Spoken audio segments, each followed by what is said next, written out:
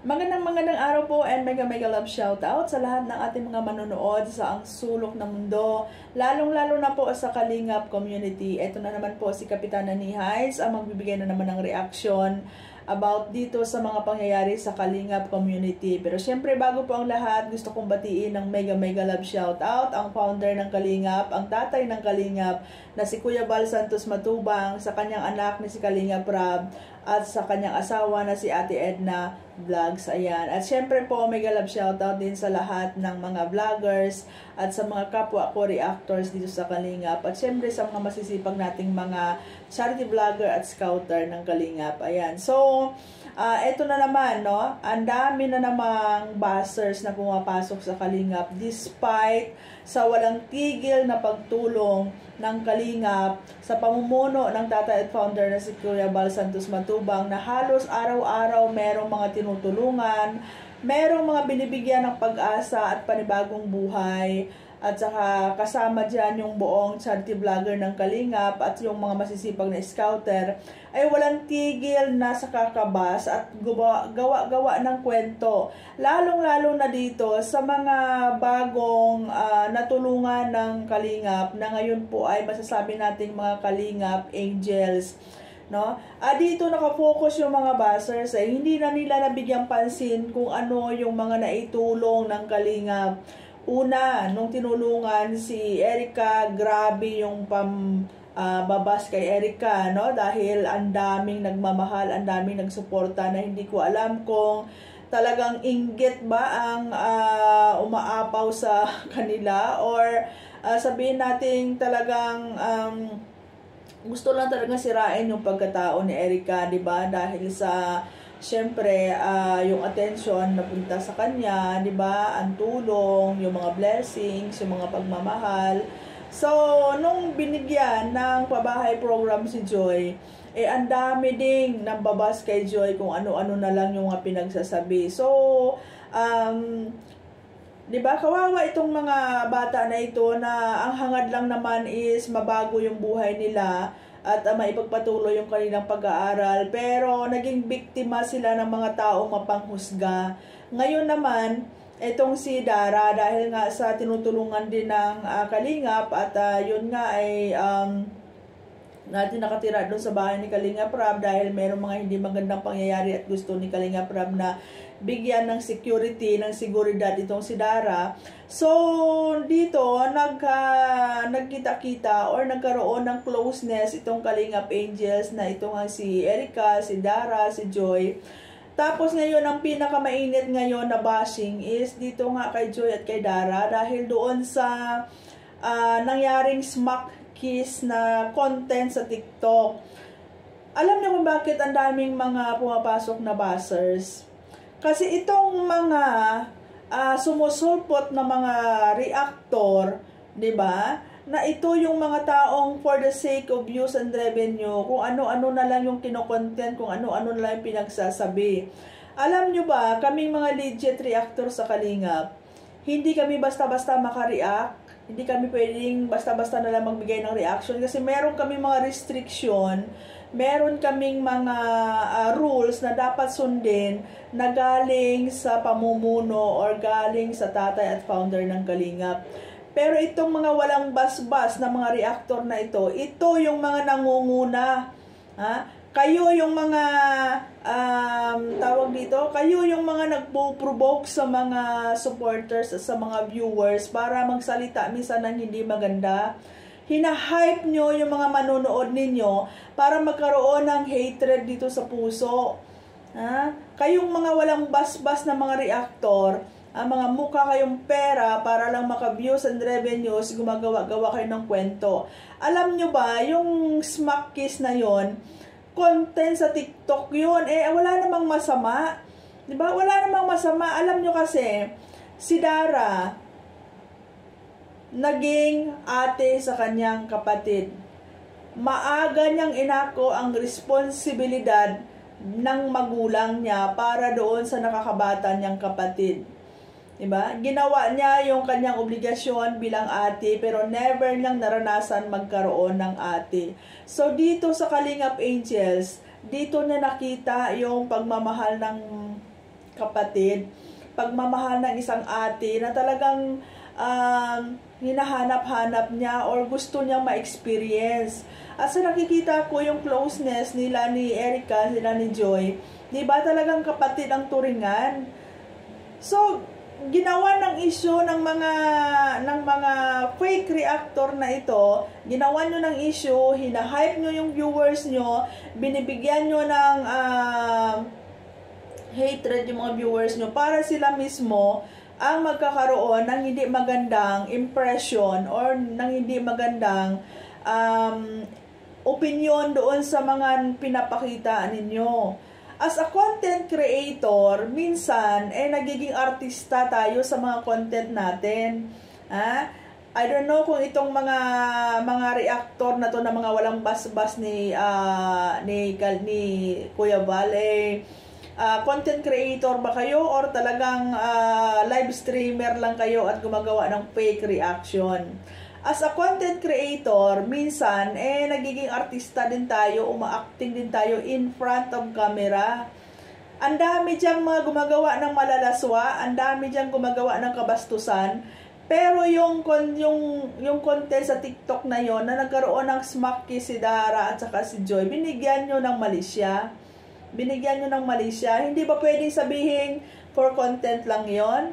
And hindi ba pwedeng sabihin usual naman na nangyayari yan sa mga magkakapatid, sa magkakaibigan, sa magka-close, na magkaroon minsan ng halikan. Or let's say, sabihin natin nagbibiruan, diba? Or katuwaan, good vibes. Hindi naman marasuwa yan. Mayroon pa akong narinig yan na sabihin na porket INC si Joy, bawal sa kanila yan. Diba? Bakit? Ano bang ginawa ni Joy? Naghubo ba siya dyan? Diba? Ano bang masama? Magkarelasyon ba si Dara at si Joy? Hindi naman, di ba? Sana, imbes na binigyan nyo ng maling kahulugan, imbes na haluan nyo ng hindi magandang opinion na ipaparating sa mga viewers nyo, dapat pinapaliwanag nyo ng maayos. Pinapaliwanag nyo ng maayos at huwag nyong bigyan ng ng hindi magandang kahulugan. As a reactor, dapat nire-react ninyo kung ano yung tama, 'di ba? Pinalala nyo yung issue, kawawa naman yung mga kabataan na ito na naging biktima ng mapanghusgang channel ninyo, biktima ng mapanghusgang reaction ninyo, 'di ba? Para para lang sumikat kayo, para lang magka-views kayo. Diba, gamit na gamit ninyo itong mga babae, itong mga bata na to para sa channel ninyo, pero ang kapalit? Ang laki ng benefits ninyo sa paggamit ng mga Kalingap Angels na to para sa channel ninyo, pero anong kapalit? Sinisiraan ninyo, na alam naman ninyo, alam nyo sa sarili ninyo na hindi naman totoo. Diba? Ang daming dyan, ang daming nangyayari dyan na yung talagang totoong masasabi natin hindi maganda. Pero itong, diba, ito yung gawa nyo ng hindi maganda. May mga anak din kayo, may mga kapatid din kayo. And besides, wala pong masama.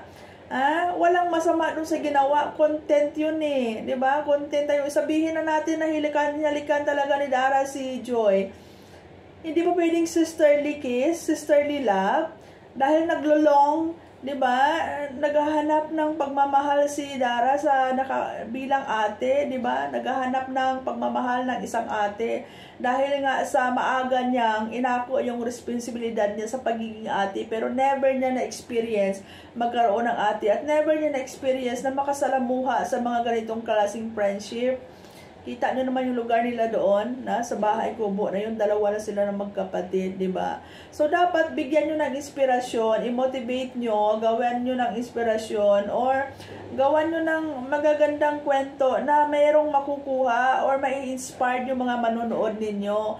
Yung pag nagre-react kayo, yung naman bang may mga magandang aral din kayong maibibigay sa mga viewers. No? Hindi yung puro hatred, puro paninira, pagpo-provoke, di ba? So sad to say, di ba? Nawawala na yung focus dito sa pagtulong ng Kalingap. Di ba? Nabaliwala yung mga ginagawa ng charity works ng Kalingap. Dito kayo nagpo-focus sa mga walang kwentang mga gawa-gawa ng kwento, di ba? Ang Kalinga po ay hindi lang po para lang sa mga teleserye or love team. Ang Kalinga po ay nakafocus sa pagtulong sa mga taong naghihirap, 'di ba? Doon kayo, yun yung tingnan nyo, hindi yung may konting. Actually, wala naman yung problema, wala namang nagre-react. Kung hindi dahil dito sa mga reactor na mga, ewan ko, kung sino pa yung mga reactor na hindi legit, walang basbas ng founder. Ito pa yung mga reactor na ang lalakas ng loob na magbigay ng reaction ng mga fake, 'di ba? Yung nanggugulo sa community, nagbibigay ng kaguluhan.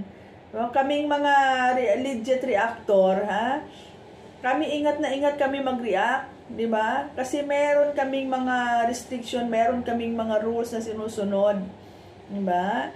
At saka as much as possible, gusto natin happy-happy lang, mapasaya yung mga viewers, 'di ba? Hindi yung gagawa-gawa kayo ng kwento na hindi naman totoo para lang magkaroon kayo ng views and revenues, 'di ba? Be matured and responsible enough, 'di ba, sa pag-deliver ng mga reaction ninyo dyan sa channel ninyo. Hindi ko na i-mention yung mga pangalan nyo, pero ang dadami ninyo, 'di ba? Maawa naman kayo dito sa mga kabataan na to na wala namang ginagawang masama, kundi talagang ini-enjoy lang nila yung buhay nila, and naging masaya lang sila kung ano yung mga pagbabago nangyari sa mga buhay nila sa tulong ng Kalingap, sa tulong ni Kalingap Rab, sa tulong ni Kuya Bal at ng buong Kalingap community, lalong-lalo na yung mga sponsors na nagmamahal. Tapos bibigyan nyo ng hindi magandang kahulugan. Hindi sa isip, wala sa isip nila yung mga ganyang iniisip yung mga kabastusan. They are just enjoying themselves at talagang minimake use lang nila yung time na pag magkakasama sila at yung mga banding nila. And sa ulitin ko, content for content, 'di ba? Ay nako, alam mo minsan nakakawalang gana nakakawalang gana minsan manood sa mga ganitong klaseng mga reactor na puro na lang paninira. Kung sino pa yung kumikita doon sa Kalingap, sila pa yung mga naninira kung anong meron sa Kalingap, na supposed to be ang i-promote ninyo is kung ano yung mga magagandang nangyayari sa Kalingap, 'di ba? So, ayan lang guys, no?